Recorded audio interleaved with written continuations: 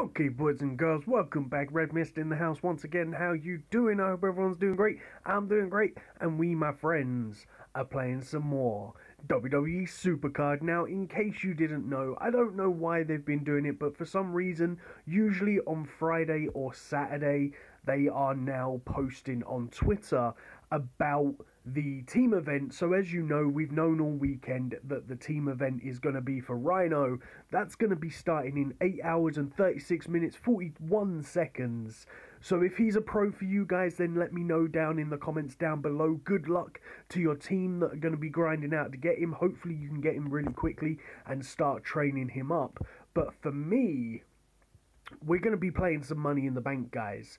Now, I did, as I said before, started a King of the Ring just to purposely train up some cards. We didn't play whatsoever. We got no rewards because we finished in like dead last place because I didn't even bother energizing.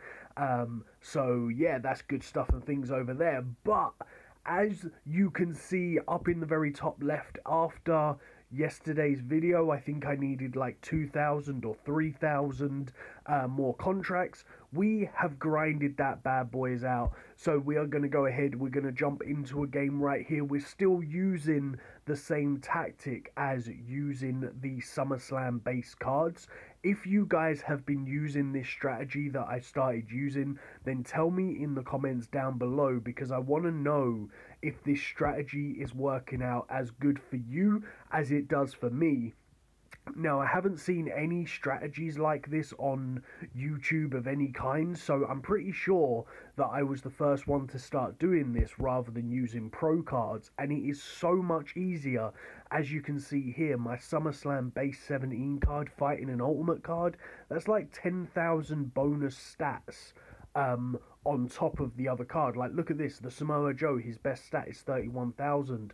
My I'm not going to use the Neville because the Neville needs some more games, but my lowest stat on Enzo is 36,000. That's like a 5,000 point bonus. That's like having an event card attacking a normal card. That's pretty damn crazy. If you look at the actual event cards that I've got, they're like 41,000, so they're like 10,000 better in stats.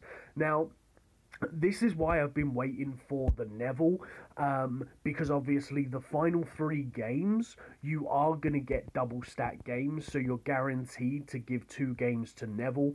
Now, this isn't always going to be a guaranteed win, also because obviously Neville isn't a fully leveled up card yet. He's not going to have too much of a good advantage on winning, but I know I've said in the past that this is a guaranteed 100% win. Now, it is to an extent, but then at the same time, you still have to pay attention to when you're fighting like the SummerSlam 17 against the SummerSlam 17, you still have to pay attention to what games you're playing, because sometimes you might lose them games if you don't pay attention to what it is that you're picking and what you're playing. So just bear that in mind, but 9 times out of 10 you will win these matches, or normally like 11 out of 10 times you'll win these matches, because of the fact that if you play it correctly, you shouldn't ever lose using this particular strategy, which is pretty damn cool.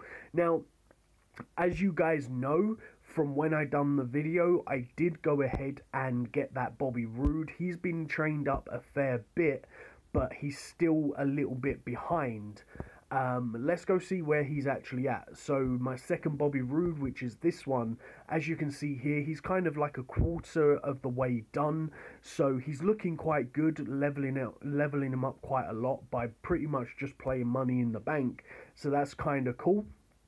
But we're gonna go get that second Roman Reigns, which is going to be absolutely beautiful, and we're going to be able to make our pro. So there's the Roman. We're going to screenshot that bad boy. There it is. And we're going to be saying happy days to that. So we're good to go on that one.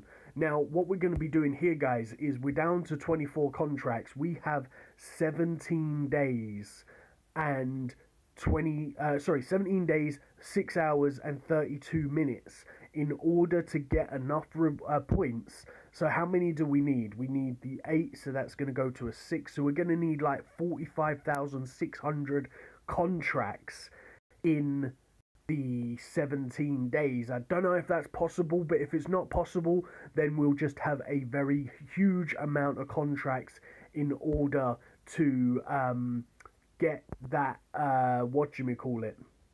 in order to get the brand new resets on whatever cards they happen to be.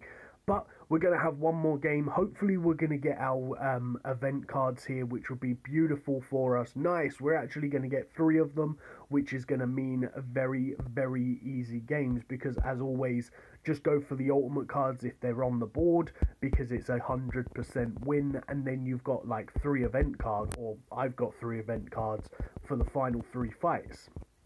So we know for a fact that we're going to easily cruise through this line, because of the fact that even if we were going to lose this fight, we do have that Booker T in there to take off another win. And as I've said before, guys, make sure you always have one of your cards at a slightly lower level than the other ones. Like, that's why I've got this Booker T in the team, so that the games will produce them ultimate pros. Because if I changed that Booker T into another SummerSlam 17 card, I will always fight SummerSlam 17 cards, because I'm always of the same caliber of tier. So always make sure you have one card lower than your better cards, because then you'll face easier cards. That is the technique, that is the trick, and that is the tip. So I hope that you really are having a lot of good fun.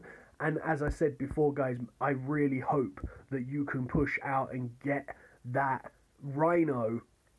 Unfortunately, he is another bad card on the tier of SummerSlam, but if he's a pro for you, then still you're going to get a good advantage over people that don't have pro SummerSlam cards yet, even though he is on the lower end of the tier. I think he's in like the bottom 10 cards of the SummerSlam tier, but still, he could potentially be a pro for you, which is going to help you out in the long run. But that's going to be it for me today, guys.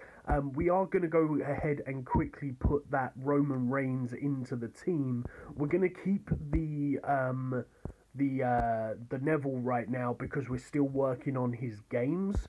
Have we finished Enzo? We've finished Enzo, so I'm going to go ahead and I'm going to swap Enzo Amore out, and we're going to go ahead and put in that Roman Reigns when we actually find him. There he is. We're going to put him in there, we're going to level him up, and then that's going to give us all of these beautiful event cards, 6 event cards ready to rock and roll in this game. I might keep this like this for another week or so while I grind out some more contracts, but then I might go ahead and change things up and pro my Kurt Angle and also my Bobby Roode, just so that I can win some King of the Rings and start working on pros, but I haven't decided yet. But that's going to be it for me today, guys. If you've enjoyed this video, please make sure you hit that like button, please make sure you hit that subscribe button, and I shall see you in the next one. Peace on the streets.